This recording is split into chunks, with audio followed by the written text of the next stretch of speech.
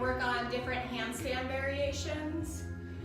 So the easiest of the few is going to be with your knees on a box and locking your shoulders out and driving your head through. I'm going to show you with your feet against the wall and a full handstand rolling into one. So this is what I'm working with most of my clients on right now because it's a pretty intro level handstand hold. It's not a true handstand, of course, but you're working and targeting the same muscle group. So you're going to start with your hips up nice and high, and you're going to walk your hands in until you're driving your head through your shoulders, just like that.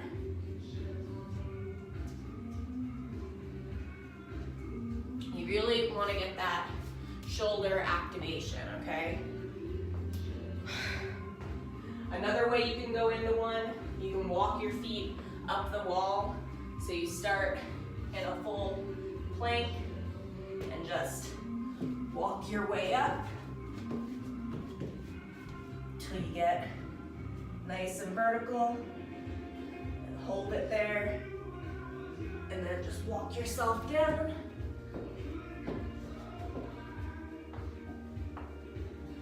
And if you're not familiar with doing these, I would definitely suggest the spotter, just so you don't flip and hurt yourself. The third one, to me it's the easiest one. Again, it's different for everyone, is just kind of cartwheeling into one.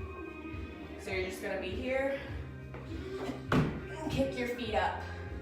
And just like with all of them, you wanna drive your head through.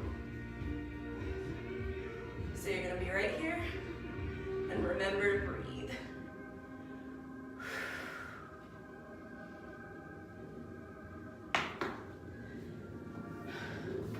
And you get out the same way you came in.